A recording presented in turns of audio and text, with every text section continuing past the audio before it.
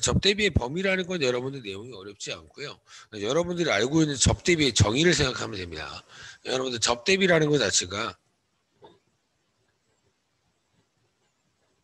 아는 사람한테 쓰는 돈이에요? 모르는 사람한테 쓰는 돈이에요? 접대비라는 게 모르는 사람한테 쓰는 돈이죠. 그렇죠? 그거를 특정인이라고 표현한 거예요. 특정인. 그래서 접대비는 모르는 사람한테 하는 건 아니죠. 모르는 사람한테 돈을 쓰는 거는 대표적으로 뭐 기부잖아요. 기부. 그렇죠?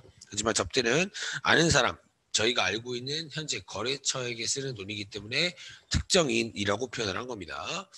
그리고 업무와 관련이 있어요? 없어요? 접대비는?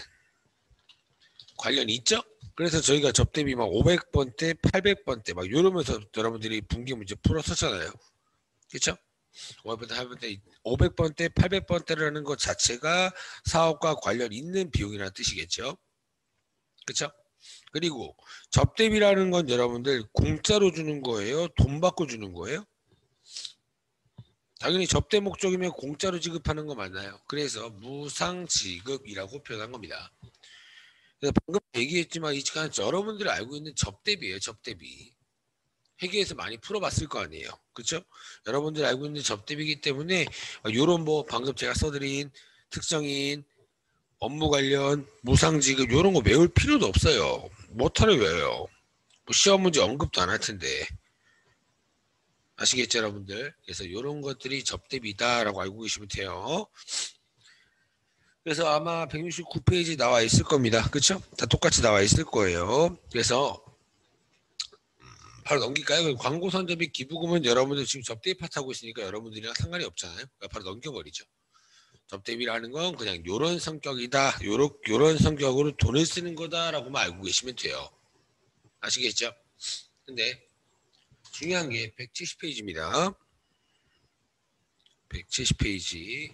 170페이지 보시면 이 접대비의 범위라고 또 있을 겁니다. 그죠? 여기가 조금 살짝 중요해요. 살짝. 근데 제가 여러분들 매번 얘기했죠. 여러분들은 어차피 저희가 실기 문제를 푸시는 분들이잖아요. 실기 문제를 풀 때는 항상 제가 정답은 요거일 겁니다 라고 말씀을 드릴 거라고 했어요. 그렇죠? 그것들만 여러분들이 조금 기억해 주시면 돼요. 그래서 아직까지는 그렇게 중요한 내용은 없다는 얘기입니다. 아시겠죠? 그래서 중요한 것들은 다 체크해 드릴 거니까 너무 그렇게 크게 신경 쓸 필요 없습니다. 아시겠죠? 그러면 처음에 한번 보죠. 처음 내용 보니까 접대비에 해당하는지 여부는 거래처, 거래명칭, 계정 과목 등과 관계없이 그 실질 내용에 따라 판정한다라는 어려운 말이 있을 겁니다. 그렇죠? 왜 그러냐면 저희 시험 때 이렇게 나와요. 저희가 또 어떤 시험 문제냐면 우선 우리 회사가 1년 동안 1월 1일부터 12월 31일까지 접대비로 처리한 금액을 불러와요. 저 옛날에 세금과 공과금 명세서라는 문제 풀어봤었죠. 그것도 막 세금과 공과금으로 처리한 거 무슨 내역부터 불러오고 세금과 공과금이라는 비용으로 인정 못 받는 걸 막 발라내는 문제였잖아요. 그죠? 이것도 비슷합니다.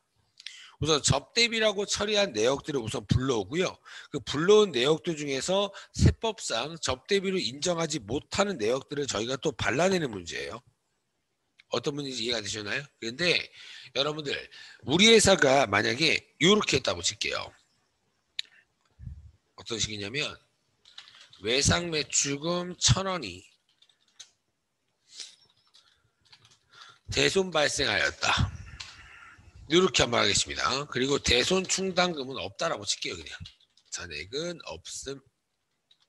이렇게 가정을 할게요. 그러면 여러분들 요 분계 다 기본적인 분계잖아요. 그죠? 세무 1급반이니까. 그러면 우선 이거 분계 어떻게 해요? 대변으로 뭐 없애요? 외상 매출금 1,000원 없애는 거 맞나요? 그렇죠? 그리고 차변에 대손 충당금이 없기 때문에 차변에 뭘로 처리하면 돼요? 그냥 대손 상각비 1,000원 이거 맞나요? 그렇죠? 외상 매출금 1,000원 대손 상각비 1,000원 맞아요. 근데 요게 당연히 맞는 거잖아요. 당연히 올바른 회계처리 맞죠? 근데 회사는 이걸 어떻게 나오냐면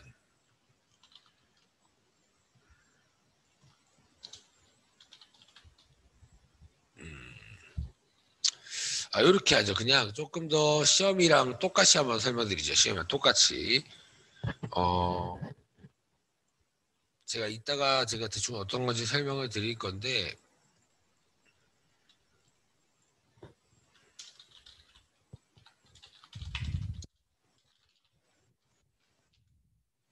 이렇게 나와요.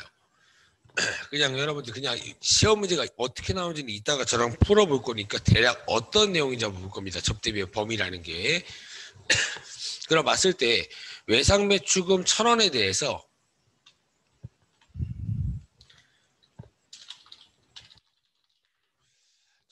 임의 대손 사유로 인해 대손 처리하였다라고 문제를 정확하게 써볼게요. 됐어요? 그럼 봤을 때 여러분들은 임의 대손 사유라는 게 어떤 의미인지 여러분들 알고 계셔야 되는데, 여러분들 세무 2급 배우셨을 때 대손 사유라는 건 들어보셨죠? 대손 사유라는 게 뭐였어요? 못 받는 사유였잖아요. 그렇죠? 뭐 채무자의 파산, 채무자의 실종, 사망, 소멸시효 완성, 이런 다양한 사유로 인해서 대손 처리하는 게 대손 사유였습니다. 맞아요. 그렇죠. 근데 제가 임의 대손 사유라고 말씀을 드렸죠. 임의 대손 사유는 뭐냐면 저희가 세무 2급 때 배웠던 세법에서 이거 진짜 망한 거다라고 하는 것들이 대표적으로 뭐 파산 같은 것들이었잖아요. 그렇죠? 근데 그런 것들로 인해서 내가 채권에 대해서 회수하지 못하면 대손 사유로 인해서 대손 처리를 하는 게 맞아요. 못 받은 거니까. 근데 임의 대손 사유라는 건 그냥 그런 느낌을 생각하면 돼요. 세법에서 열거했던 대손 사유가 아닌 그냥 회사가 임의적으로 그냥 이 채권을 포기하는 겁니다. 되나요?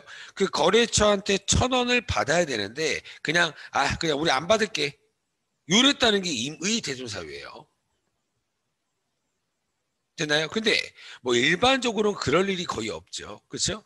일반적으로는 그럴 일이 거의 없는데 저희 시험 때는 이런 식으로 임의 대손 사유로 인해서 채권에 대해서 대손 처리하였다라는 언급이 반드시 있을 겁니다.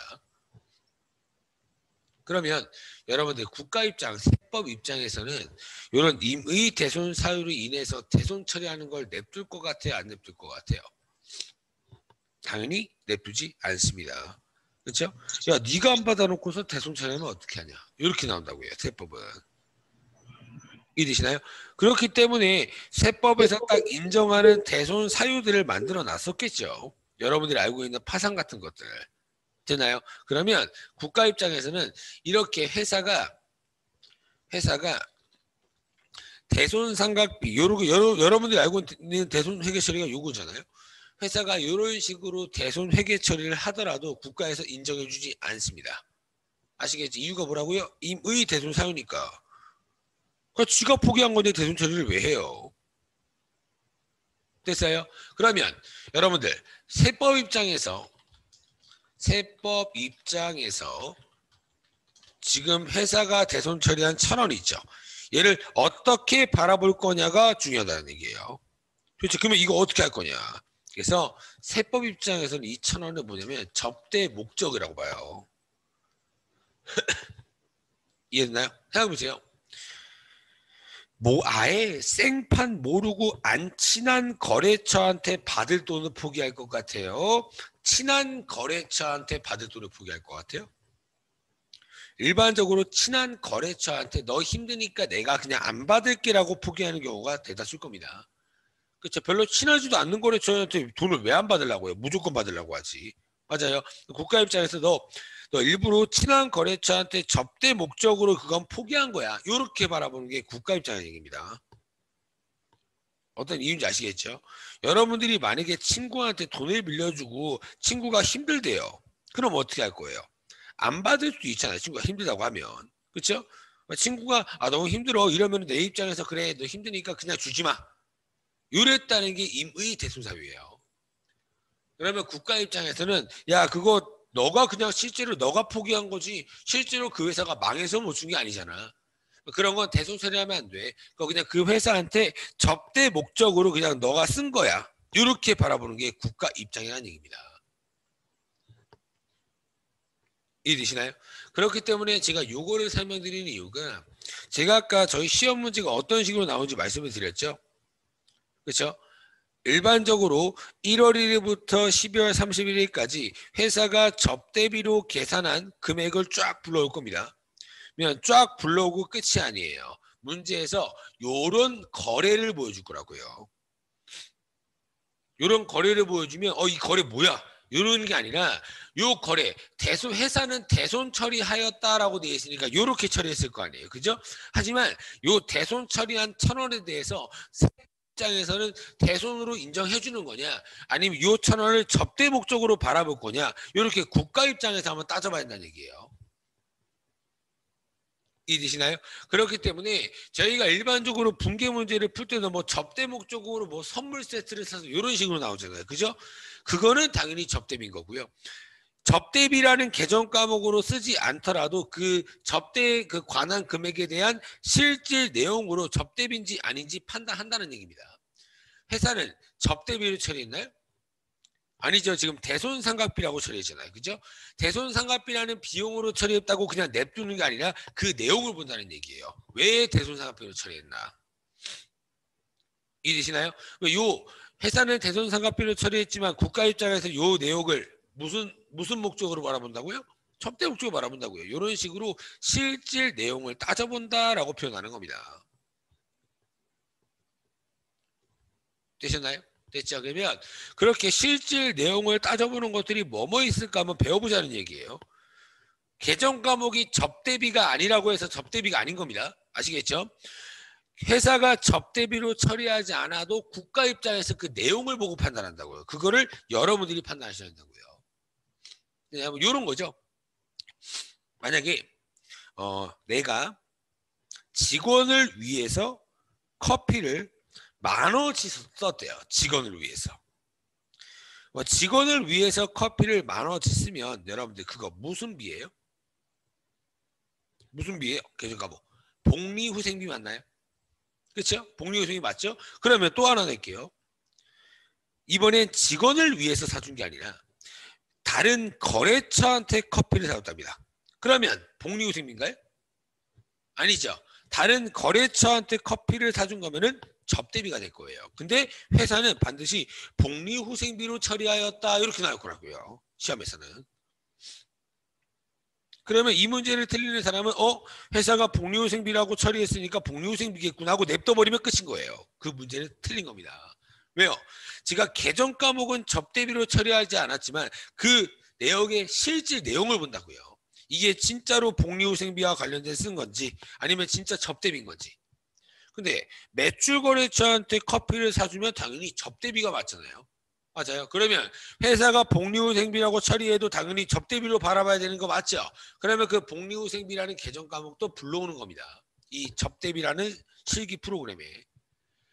그러면 굳이 불러오는 이유가 뭐예요? 접대비든 복리후생비든 그냥 비용인데 접대비는 나중에 한도라는 걸 구해요. 너무 많이 쓰면 안 돼라는 한도를 구할 겁니다.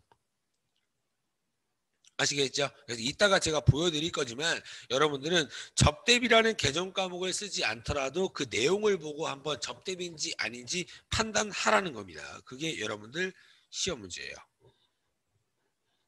아시겠죠? 이따가 보여드릴 거니까 그냥 간단하게 알고 계시면 돼요. 아시겠죠? 시험 문제는 어차피 거의 다 비슷비슷해요. 보죠. 첫 번째부터 볼까요? 첫 번째.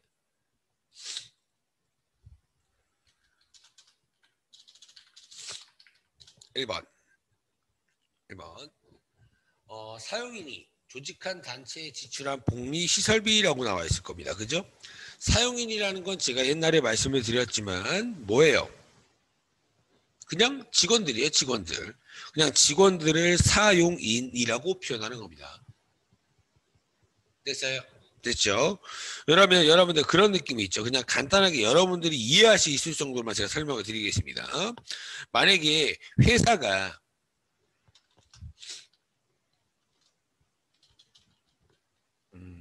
이걸로 그릴게요, 여러분들.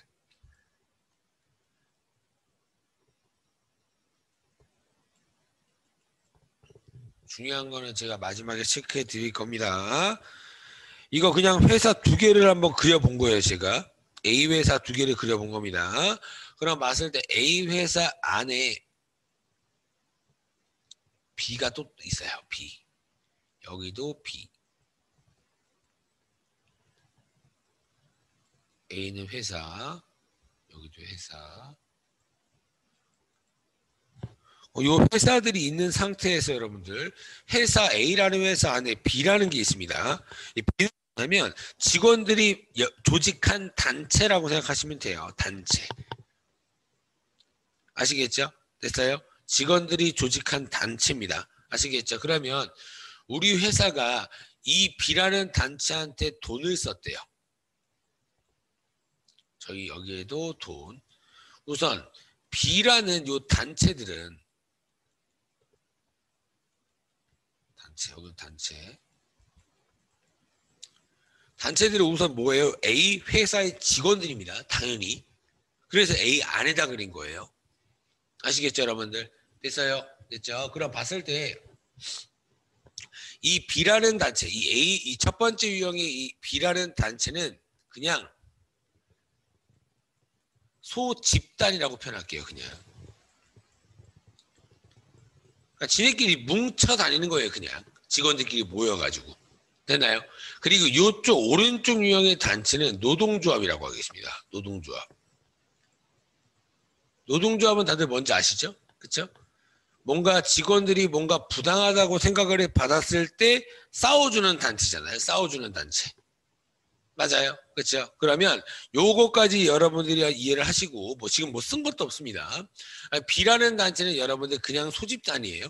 그냥 한 10명이 모인 그냥 소집단 생각하시고요. 이 노동조합은 여러분들 힘이 너무 세져가지고 뭘 받았냐면 법인격을 받았다고 칠게요. 법인격을 받은 단체. 법인격을 받은 단체라는 거 그냥 법인 기업처럼 보겠다는 뜻이에요. 그냥. 됐어요? A 회사 안에 있는 법인격이 있는 단체라는 겁니다. 됐어요? 그러면 요렇게 돈을 쓸 때랑 요렇게 돈을 쓸 때 뭔가 처리하는 비용이 다르다는 얘기예요. 여기 왼쪽에 있는 유형에서 돈을 쓸 때 만약에 이 B라는 단체한테 돈을 썼다. 그럼 뭐예요? 그냥 우리 직원들이 모인 단체에 돈을 쓴 거니까 그냥 복리후생비인 거예요. 당연히. 맞아요? 그렇죠? 복리후생비입니다. 그러면 오른쪽은요? 오른쪽도 똑같이 돈을 썼잖아요. 그죠? 돈을 썼는데 오른쪽에 있는 B라는 단체는 여러분들 뭐가 있다고요? 법인격이 있죠. 그러니까 법인격이 있는 단체, 법인 회사라고 생각하세요. 그냥. 그러면 우리 회사 안에 있는 직원들이 단체를 만들었는데 이 단체가 법인격을 승인받았대요. 그러면 우리 회사가 B라는 단체한테 돈을 쓸 때는 복리후생비일까요? 아니죠. 법인격이 있는 단체한테 썼기 때문에 뭐예요? 접대비인 거예요. 되나요? 그래서 그냥 이렇게 생각하시면 돼요. 법인격을 받은 단체한테 돈을 썼으면 접대비. 그냥 우리 회사 직원들이 모인 단체를 썼으면 뭐예요? 그냥 복리후생비라는 뜻이에요. 너무 당연한 겁니다. 여러분들도 복리후생비 또는 접대비라는 성격의 개정 과목 다들 아시잖아요. 그렇죠? 다른 회사한테 쓰면은 접대비, 직원들한테 쓰면 복리후생비. 맞아요. 지금 요런 얘기하고 있는 거예요. 요런 얘기. 됐어요? 별로 그렇게 중요하지 않고요. 시험에서 언급한 적이 한 번도 없기 때문에 그냥 요거 그냥 빨간 색깔로 제가 그려드린 거예요. 외울 사항은 당연히 여러분들이 이렇게 판서로 적어가지고 여러분들이 외워주셔야겠죠. 요거는 외울 사항은 절대 아닙니다. 아시겠죠? 그래서 그냥 써놓기만 할게요. 대충. 법인격이 있는 단체에 돈을 지출하면 접대비. 법인격이 없는 단체에 돈을 지출하면 복리후생비. 이런 성격이겠죠. 됐죠? 그 다음에 두 번째.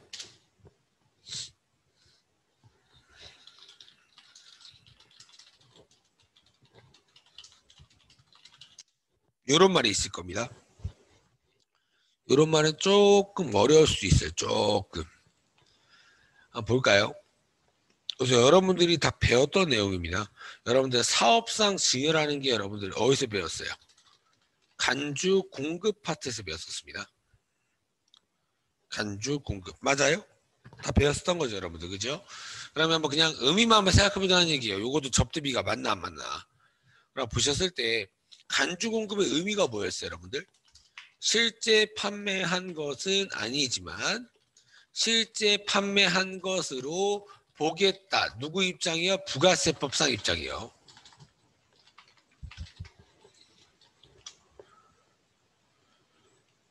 맞아요? 그렇죠? 이렇게 바라보는 이유가 뭐였어요? 굳이 막 이렇게 딱 봐도 여러분들 말도 안 되잖아요. 실제 판 것은 아니지만 실제 판 것으로 바라보겠다 말도 안 되는 내용입니다. 이렇게 그러면 굳이 말도 안 되는 이런 내용으로 보는 이유가 있잖아요. 그렇죠? 뭐였어요, 여러분들 다?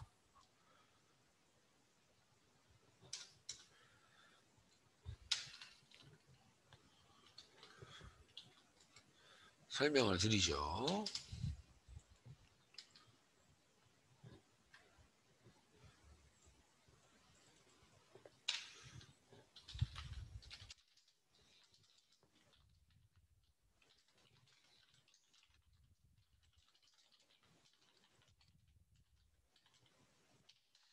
이렇게 문제를 한번 써볼게요.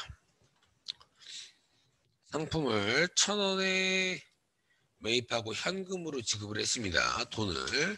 그러면 대변에 뭐 나와요? 현금. 부가세까지 줘야 되니까 부가세까지 얼마 줘요? 1,100원 주는 거 맞나요? 그쵸?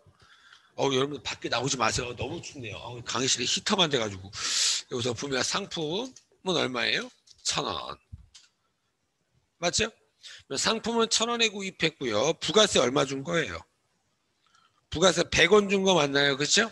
제가 항상 얘기했습니다. 부가세 준 건 어떻게 해요? 돌려받는다고요.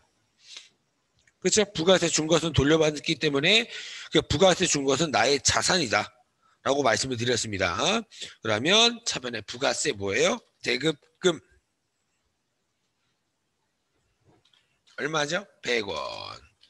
예, 자산입니다. 됐죠? 됐죠? 그러면 요거에서 볼게요. 또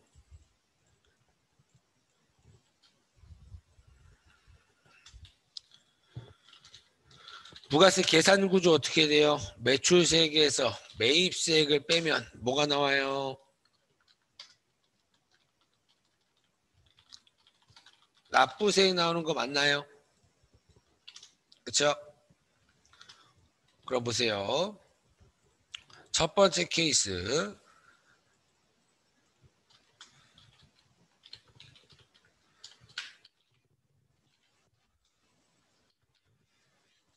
안 보이네.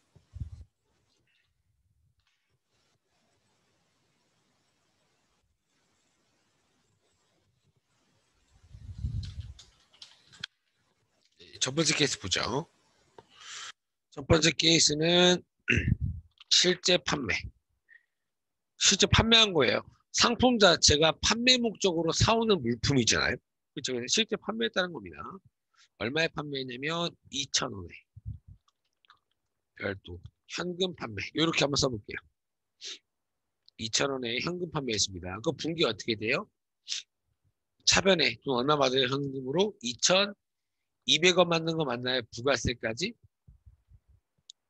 그렇죠?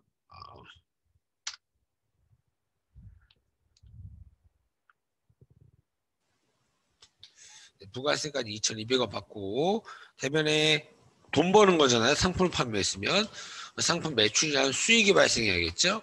수익 얼마예요? 2,000원. 맞아요. 그 다음에 부가세 얼마 받아올 거예요?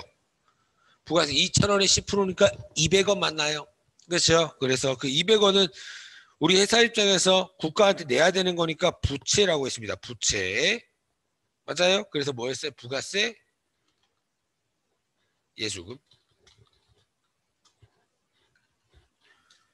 200원.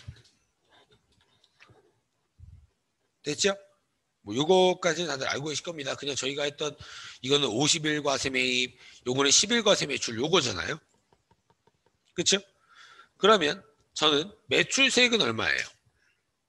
매출세액이 뭔지 헷갈려 하시는 분들이 아직도 계실 수도 있는데 매출세액은 그냥 판매했을 때 부가세를 얘기하는 겁니다. 얼마예요? 200원이잖아요. 그냥 매출세액 200원. 맞아요? 매입세액은 얼마인데요? 매입세액은 매입했을 때 부가세 100원이라고요. 100원. 그렇죠? 그러면 100원. 그럼 납부세액이 얼마가 더요? 매출세액에서 매입세액을 빼면 납부세액인 건 다들 알고 계시죠? 얼마예요? 100원. 됐어요? 됐죠? 여기까지는 다들 알고 계실 겁니다. 그죠? 요 상태에서 한번 보겠습니다. 지금 제가 간주공급이라는 거를 설명을 드리고 있는 겁니다. 아시겠죠? 얘는 거래처에게 공짜로 지급이라고 해볼게요. 거래처한테 그냥 공짜로 줘버린 겁니다. 됐어요? 그러면 요것도 똑같이 적어놓고 우선 지금 거래를 입력한 게 요렇게 한번 갔다가 그 다음에 요렇게 한번 간 겁니다. 됐죠? 요렇게 매입했다가 실제 판매한 경우 그 다음에 매입했다가 거래처한테 공짜로 지급한 경우 요렇게 본 거예요. 아시겠죠 여러분들? 그럼 보셨을 때 요때는 돈을 벌어요? 안 벌어요? 요때는 돈을 버는 게 아니잖아요. 공짜로 지급했으니까 당연히 돈을 버는 건 없을 겁니다. 그렇죠? 근데 우선은 얘랑 뭐는 똑같아요. 매입세액은 똑같을 거 아니에요. 그죠? 요 경우 하나나 밑에 경우 하나라고 했으니까. 그죠? 매입했을 때 부가세 100원이죠? 얘가 100원. 맞아요. 됐어요. 그러면 얘는 거래처한테 공짜로 지급한 경우지 판매한 게 아니기 때문에 부가세를 못 받아요. 맞아요? 그렇죠? 판매했을 때만 부가세를 받을 수가 있습니다. 판매하지 않고 공짜로 줬는데 죄송한데 공짜로 드릴 테니까 부가세를 주세요. 말도 안 되잖아요. 맞아요. 이렇게 되면 납부세액이 아니라 뭐가 떠요? 환급세액이 100원 이렇게 뜰 거란 얘기예요. 됐나요? 국가는 여러분들이 봤을 때 얘를 좋아할 것 같아요. 얘를 좋아할 것 같아요. 빨간색, 파란색 중에. 당연히 얘를 좋아하는 겁니다. 빨간색. 왜요? 국가가 뱉어내는 거 얼마나 싫어하겠어요. 회사한테 걷고 싶어 하지. 맞아요. 그러면 이 간주공급의 의미는 뭐예요? 아까 얘기했지만. 실제 판매한 것은 아니지만이라고 했죠. 실제 판매하지 않은 거는 어느 경우였어요? 밑에 요 경우였잖아요. 요 경우를 어떻게 본다고요? 실제 판매한 것으로 보겠다라고 아까 말씀을 드렸습니다. 맞아요? 실제 판매한 것으로 보겠다라는 의미는 어떤 의미냐? 요거예요. 이 계산 구조를 똑같이 만들어 보겠다. 이런 겁니다. 실제 판매하진 않았지만. 됐어요? 그러면 얘를 이렇게 똑같이 만들려면 매출세액이 얼마가 돼야 돼요? 똑같이 200원이요. 맞아요? 맞아요? 그 다음에 그래야지 얘가 얼마가 돼요? 얘도 납부세액 100원이 될 거 아니에요. 바뀌는 거 이렇게 빨간 색깔로 표현할게요. 됐어요? 요렇게 만들어져야 요 계산 구조랑 똑같아지잖아요. 됐어요? 그럼 결국에 이 계산 구조를 봤을 때 어떤 걸 만들어 버린 거예요? 매출세액이 빵원이었는데 왜요? 판매하지 않았으니까 원래 빵원이라고요. 근데 얼마나 만들었다고요? 실제 판매했을 때 매출세액인 200원으로 만들어 버린 겁니다. 됐어요? 요 의미가 요 의미라고요. 실제 판매한 것은 아니지만 실제 판매한 것으로 바라보겠다. 됐나요? 됐어요? 그럼 봤을 때 여기서 상품 매출이 생기나요? 아니죠. 상품 매출은 수익 계정 과목이기 때문에 돈을 벌었을 때 생기는 계정 과목이에요. 근데 돈을 버는 게 아니잖아요. 공짜로 지급했으니까. 맞아요. 그러면 그냥 상품 얼마 없어져요? 1,000원. 상품 1,000원이 그냥 없어져야죠. 이거는 판매했으니까 시가로 수익 잡았지만 됐어요? 됐죠? 그리고 실제로 판매하지 않았을 때는 적유 8번도 걸었었죠? 그렇죠? 그 다음에 대변에 원래는 부가세 예수금이 있어요, 없어요? 원래는 없다고요. 근데 얘랑 똑같이 만들어 버릴 거기 때문에 매출세액 200원을 이렇게 잡으라고 말씀드렸잖아요. 됐어요? 그럼 얘도 뭐가 잡아야 돼요? 부가세 예수금 얼마 잡아요? 200원 똑같이 잡으시라고요.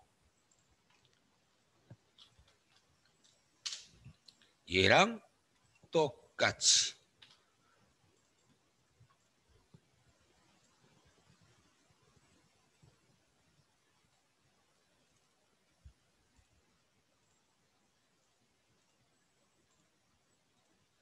됐어요? 이게 가장 중요한 얘기입니다. 실제 판매했을 때랑 부가세 예수금 매출세액이 똑같아진다. 됐어요? 근데 여러분들 위에 있는 부가세 예수금이랑 얘랑 좀 의미가 다릅니다. 뭐가 달라요? 얘는요. 이 부가세 예수금은요. 내가 내는 건가요? 아니죠. 이 부가세 예수금은 구매자한테 이렇게 받아오는 거였잖아요. 부가세라는 게 자체가. 맞아요? 그렇죠. 구매자한테 판매했을 때 구매자한테 200원 받아오는 거 맞죠? 근데 얘는요. 거래처한테 받아오나요? 아니라고요. 이 부가세 예수금은 내가 걷는 게 아니라 누가 내는 거예요, 이건. 이거는 걷는 것이 아니라 뭐예요? 내가 내야 돼요. 왜요? 판매하지 않았으니까요. 그냥 부가세법 규정상 이렇게 똑같이 200원을 만들어라 라는 규정이지 거래처한테 공짜로 줬는데 거래처한테 받아라 라는 규정은 아니라고요. 뭐 거래처한테 받을 수는 있겠죠. 뭐 받을 수 있겠지만 원래 우리가 내는 게 맞아요. 공짜로 준 우리가. 얘는요? 우리가 낸다고요? 아니 요거는 걷어서 내는 거라고요. 내가 내는 게 아니라. 됐어요? 됐죠? 그러면 상품 1,000원만큼 공짜로 줬기 때문에 1,000원만큼 손해볼 거고요. 그렇죠? 그 다음에 200원도 걷어서 내는 게 아니라 내 지갑에서 내야 되기 때문에 200원도 손해보는 거죠. 맞아요. 그러면은 결국에 이렇게 거래처한테 상품을 공짜로 줌으로써 손해보는 금액은 총 얼마가 되는 거예요? 1,200원 되는 겁니다. 맞아요. 그래서 차변에 접대비 얼마예요? 1,200원. 맞아요? 됐어요? 그럼 봤을 때 결국에 이 사업상 증여 공짜로 지급했을 때 부가세 예수금은 결국에 뭘로 처리된다고요? 접대비요.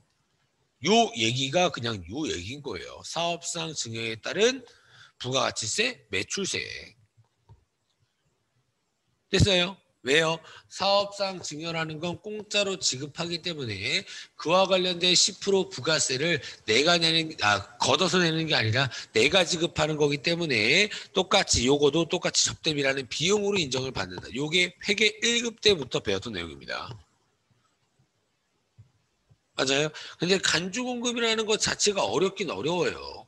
누가 봐도 어렵잖아요. 공짜로 줬는데 실제 판매한 것으로 보겠다라는 의미 자체가 어려운 겁니다. 그렇죠? 누가 봐도 어려운 거니까 여러분들이 그냥 이런 느낌만 아시면 되고요. 여러분들 시험 때 뭐 요거를 막 외울 필요까지는 없어요. 실기에서는 이런 거에 대한 언급을 거의 안 합니다. 그냥 요거도 결국에 접대비라는 거구나. 이런 의미만 알고 계시라고요. 아시겠죠? 근데 이따가 시험 문제 풀 때, 실제 기출 문제 풀 때 한 번 더 설명을 드릴 겁니다. 한 번 더 설명을 드릴 거니까 그냥 이런 거 지금 제가 쓰고 있는 것도 다 접대비 성격이구나. 이렇게 의미만 알고 계시면 돼요. 아시겠죠? 됐죠? 그 다음에 또 뭐 있어요? 책에. 세 번째. 접대 관련 불공제 매입세액이라고 있을 겁니다. 그죠? 요거는 다들 알고 계실 거예요. 그죠? 이렇게 한번 해볼게요. 직원들 명절 선물을 위해 A 백화점에서 선물 세트 1,000원 부가세 별도 현금 구입하다 이렇게 한번 해볼게요. 뭐 세금 계산서 받았다라고 그냥 가정할게요. 됐죠? 그러면 요거 부가세 유형 뭐예요? 50일 과세 매입 맞나요? 그렇죠? 그래서 차변에 직원들을 위해서 쓴 거니까 복리후생비 1,000원. 그리고 차변에 제가 부가세 준 거는 돌려받는다라고 했습니다. 부가세 뭐예요? 대급금이라는 자산 얼마예요? 100원. 대변에 현금 1,100원. 요 분계죠, 여러분들 그냥. 맞아요? 요 분계를 제가 슬쩍 바꿔볼게요. 요 분계를 슬쩍 바꿔보겠습니다.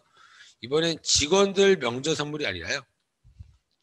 거래처 명절 선물을 위해라고 바꿔보겠습니다. 됐어요? 뭐는 똑같아요. 대변에 현금 1,100원 지급하는 건 똑같잖아요. 그렇죠? 누구한테 쓴는지만 달라졌지 여러분들 돈 쓴 게 달라진 게 아니잖아요. 그렇죠? 근데 얘는 부가세 유형이 몇 번일까요? 얘는 54 불공이죠. 불공제 매입. 됐어요? 됐죠? 불공제 매입 접대 목적으로 하는 건 여러분들 정말 많이 나왔을 겁니다. 불공제 사유에서 가장 많이 나오는 시험 문제가 접대 쪽이었잖아요. 됐어요? 됐죠? 그럼 봤을 때 차변에 접대비 1,000원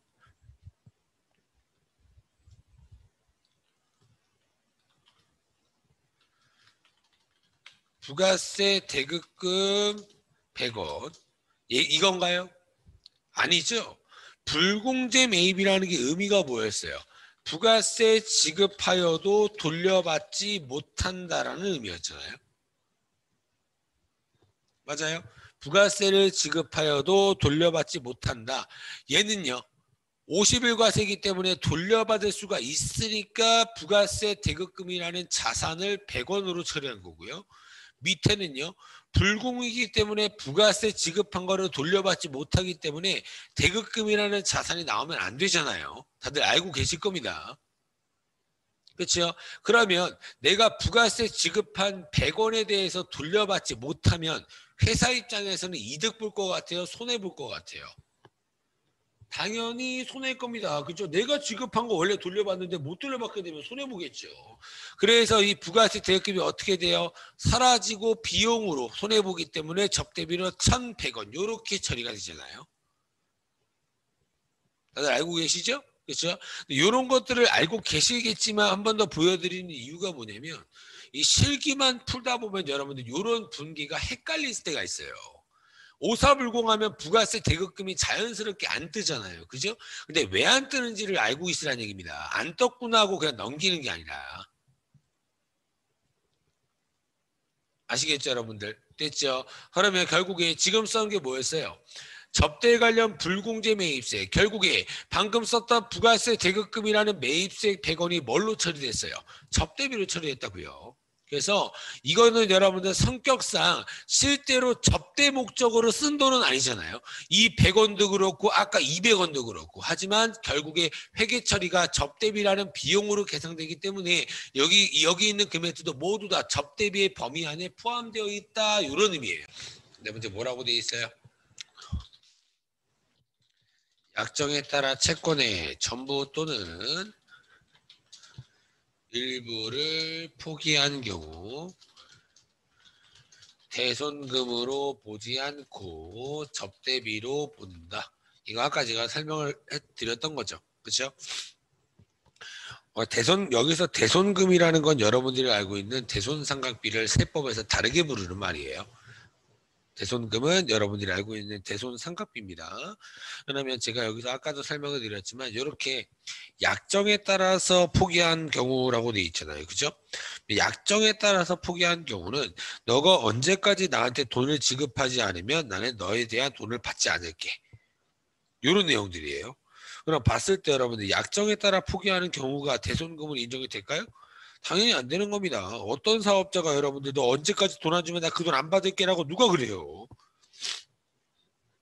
맞아요. 됐어요. 그래서 이런 경우도 당연히 대손상각비라는 대손금이 아니라 그냥 그 회사한테 우리가 그냥 임의적으로 돈을 받지 않는 접대 목적으로 보겠다라고 하는 게 요 내용이라고요. 됐어요. 그래서 여러분들 실기 문제에서는 요 내용이 조금 나올 겁니다. 실기에서는. 아마 이따가 문제 보시면 제가 어떻게 말하는지 다들 이해가 되실 거예요. 그래서 약정에 따라 채권을 포기한 경우는 대손상각비가 아니라 그냥 접대비란 얘기예요. 됐어요. 그 회사를 위해서 그냥 돈을 안 받는 거니까. 아시겠죠? 그래서 요것까지도 모두 다 접대비로 바라본다는 세법 입장이었습니다. 됐죠? 됐죠? 그래서 실기 문제랑은 그렇게 크게 관련은 없으니까 제가 이따가 실기 문제랑 관련된 내용들은 제가 체크를 해드리도록 하겠습니다. 아시겠죠? 그 다음에 내용 볼까 이제. 그 다음 내용.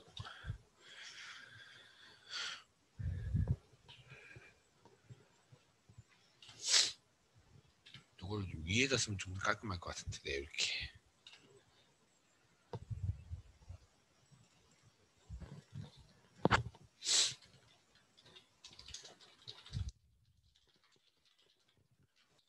하단 보시면 접대비로 보지 않는 금액이 있을 겁니다.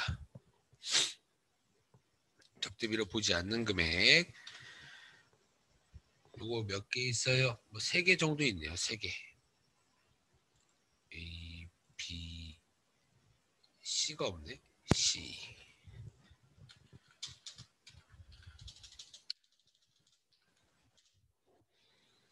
A, B, C 3개입니다. 접대비로 보지 않는 금액.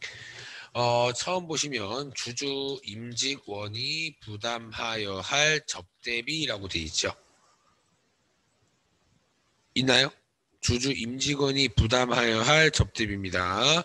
이거 그냥 이렇게 생각하시면 돼요. 그냥 간단하게 여러분들 입장에서 요거는 회사 접대비일까 아닐까를 한번 판단해 보세요. 그냥 여러분들 입장에서 제가 지금 저희 회사에 다니고 있잖아요. 그렇죠. 저희 회사 다니고 있는데 만약에 이렇게 한번 해볼게요. 제가 아는 거래처들도 있을 거 아니에요. 제가 개인적으로 아는 사장님들이 있을 겁니다. 제가 아는 개인적인 사장님들한테 접대를 할 거예요. 제가 그냥 사장님들한테 뭐 밥 사드리거나 그럴 수 있잖아요. 그죠? 제가 개인적으로 아는 사장님들한테 제가 접대를 할 건데 그 돈을 저희 학원 돈으로 쓰면 될 것 같아요? 안 될 것 같아요? 당연히 안 되는 겁니다. 너무 당연한 거예요. 그죠? 왜요? 그 사장님은 우리 회사에 접대할 거래처가 아니라 내가 개인적으로 아시는 분을 접대하는 거기 때문에 내 돈을 써야 되는 거지 회사 돈을 쓰면 안 되는 겁니다. 맞아요? 됐어요? 그러면 만약에 내가 아는 사장님을 회사 돈을 써가지고 접대를 하면 당연히 접대비라는 비용으로 인정을 받아야 못 받아요? 못 받겠죠. 국가 입장에서 뭐라 하겠죠. 야, 네가 아는 사장님인데 왜 회사 돈을 써가지고 접대를 하냐? 라고 나오겠죠. 그래서 요거는 접대비를 인정받지 못하기 때문에 손금 불산입니다. 라고 표현이 되는 거예요. 그리고 사회 유출로 표현하겠죠. 왜요? 제가 사회 유출로 표현하는 대부분의 사유가 뭐라 그랬어요? 쓰면 안 될 돈은 썼다. 당연히 회사 입장에서 쓰면 안 될 돈을 쓴 거잖아요. 내 접대인데. 됐어요? 그래서 요런 얘기고요. 어차피 요거도 막 실기와 관련돼 있습니다. 요거는 실기랑 관련돼 있는데 실기랑 관련돼 있는 것들은 제가 이따가 딱 깔끔하게 적어 드릴 거니까 지금은 그렇게 신경 쓰지 말란 얘기예요. 아시겠죠? 이따가 제가 실기랑 관련된 내용은 요겁니다라고 제가 자세하게 설명을 드릴 거니까 요런 것도 당연히 회사 입장에서 접대비가 아니겠구나 요렇게만 판단하시라는 얘기예요. 아시겠죠? 됐죠? 두 번째 뭐 있어요? 특수관계자 외에 자에게 지급하는 판매 장려금 이렇게 돼 있죠. 여러분들 그 판매 장려금이라는 건 여러분들 아마 아시는 분들이 있고 모르시는 분들이 있을 겁니다. 판매 장려금은 어떤 의미예요? 이런 겁니다. 우리 회사가 이제 물건을 하나 만들었어요. 물건 하나 만들었고요. 이제 모든 회사한테 얘기하는 겁니다. 야, 나 물건 하나 만들었으니까 내 물건 사주는 사람 제일 우리 회사의 물건을 사주는 사람한테, 제일 많이 사주는 사람한테 내가 판매 장려금 줄게. 이렇게 하는 겁니다. 올해 우리 한 달 동안 우리 회사 물건을 가장 많이 사주는 회사한테 우리가 보너스로 100만 원 줄 거야 라고 하는 게 판매 장려금이에요. 어떤 의미인지 아시겠나요? 우리 회사 물건을 많이 사주는 사람한테 돈을 주는 걸 판매 장려금 이렇게 부릅니다. 됐어요? 그러면 판매 장려금은 뭐예요? 그냥 여러분들이 계정 과목을 들어보셨는지 안 들어보셨는지 모르겠지만 그냥 판매 촉진비라고 불러요. 뭐 그런 계정 과목을 여러분들한테 알라는 거 아닙니다. 결국에 그거는 접대비는 아니란 얘기예요. 접대 목적은 아니잖아요. 우리 회사 물건 접대비라는 게 뭐예요? 우리 회사 좀 잘 봐주세요. 우리 회사 물건 좀 많이 사주세요라고 하는 게 접대비지. 우리 회사 물건 많이 산 사람한테 보너스 줄 거다라고 하는 게 접대비가 아니란 얘기예요. 아시겠죠, 여러분들? 그래서 요거도 접대비로 보지 않고 판매 촉진비라는 계정 과목으로 보는 겁니다. 됐죠? 그 다음에 세 번째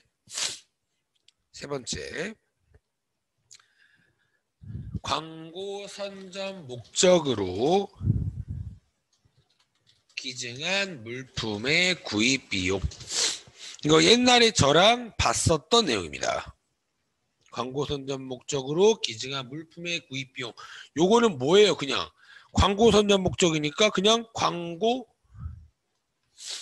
선점인 거예요. 광고 선점비. 너무 당연한 거잖아요. 그렇죠?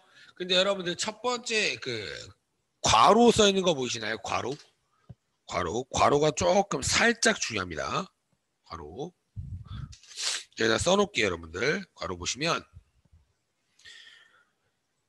괄호에 뭐라고 되어 있어요? 특정인에게 기증한 물품의 경우에는 연간 3만 원 이내 금액에 하나요. 금액에 한하며 개당 10,000원 기네요. 이하의 물품은 3만 원 한도에 미적용한다라는 언급이 있을 겁니다. 그렇죠? 이렇게 보면은 조금 헷갈릴 수가 있어요. 헷갈릴 수가 있습니다. 요것도 그냥 이론 대비라고 생각하시면 돼요, 여러분들. 아시겠죠? 그래서 의미를 한번 뜯어보죠, 하나씩. 하나 뜯어보겠습니다.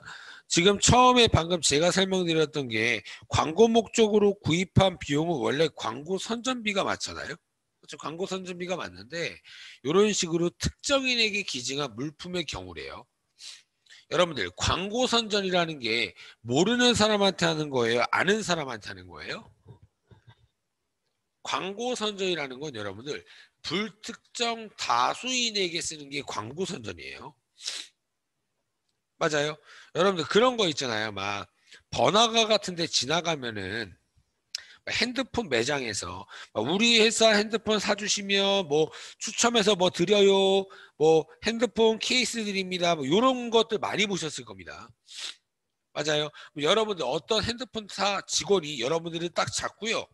딱 잡고 우리 회사 물건 사주시면은 저희가 뭐 휴대폰 케이스나 필름 무료로 계속 교환해 드리겠습니다라고 했다고 가정을 할게요. 그럼 여러분들 그 핸드폰 사람이 여러분 잡았죠? 여러분 아는 사람이에요? 모르는 사람이잖아요. 맞아요. 잡자마자 안녕 이러지 않잖아요. 그렇죠? 일반적으로 모르는 불특정 다수인에게 하는 것들이 광고 목적입니다. 맞아요. 근데 지금 괄호에 쓴 건 뭐예요? 특정인이라고요. 특정인. 맞아요. 근데 여러분 생각해 보세요. 아는 사람한테는 광고를 아예 안 할 건가요? 아니죠. 아는 사람한테도 분명히 광고를 할 겁니다. 내가 물건 하나 만들었어요. 모르는 사람들한테 주구장창 알려주는 게 아니라 우선 내가 일반적으로 갖고 있던 거래처는 아는 사람한테도 분명히 홍보가 들어갈 거예요. 그럴 때는 광고 선전비인지 접대비인지 애매하다는 얘기입니다. 됐나요? 됐어요? 그런 것들을 세법에서 딱 규정해 놓은 거라고 생각하시면 돼요. 보시면 특정인에게 기증한 물품의 경우에는 연간 3만 원 이내의 금액이 하나며 그래 너 아는 사람한테 홍보하는 것도 광고 선전 맞아라고 보는 겁니다. 근데 아는 사람한테 너무 많이 돈을 썼다.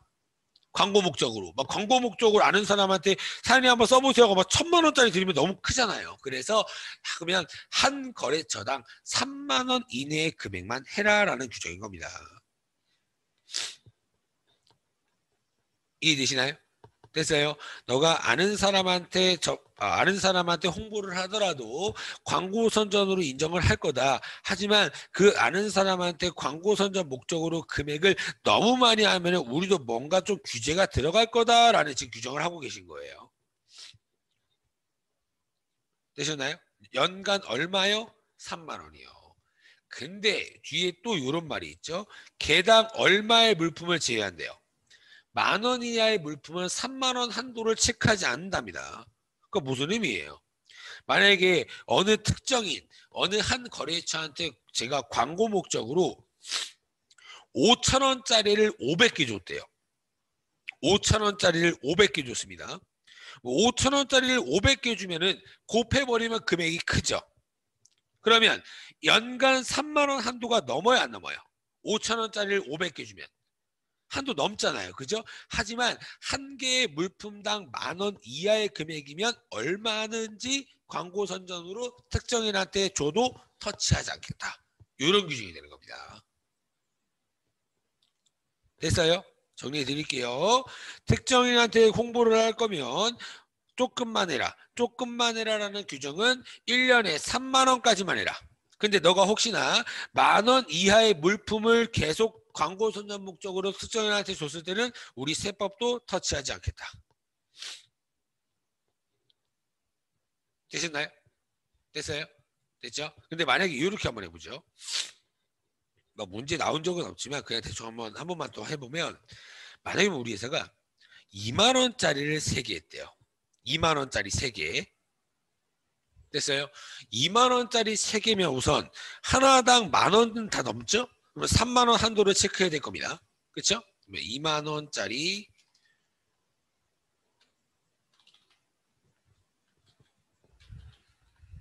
3개.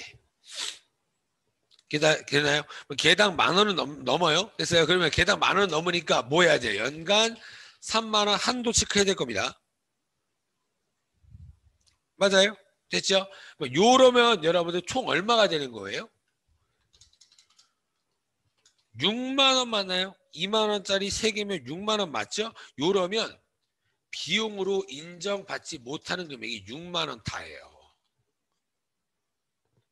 이해되시나요? 이거를 여러분들 잘못 알고 계시는 분들이 가끔씩 있어요. 근데 몰라도 여러분들이 시험이랑은 그렇게 상관은 없는데 그냥 알고만 계시라고요. 지금 봤을 때 6만 원을 광고 목적으로 특정인한테 기부를 했을 때는 2만 원짜리 3개이기 때문에 개당 10,000원이 넘는 물품이기 때문에 3만 원 한도 체크가 필요한데 그러면 6만 원짜리를 특정인한테 광고 목적으로 줬다라고 해서 3만 원은 인정하고 3만 원만 불인정한다가 아니에요. 6만 원 전체가 인정이 안 되는 겁니다. 아시겠죠, 여러분들? 이거 조금 헷갈리는데요. 상관없다고요. 여러분들 시험은 그렇게 신경 쓸 필요 없다고요. 실기랑은 전혀 관련 없고요. 아시겠죠? 근데 이제 나중에 여러분들이 뭐 이론 대비 시험을 보실 분들은 그냥 요런 내용이구나라고 그냥 알고만 계시라고.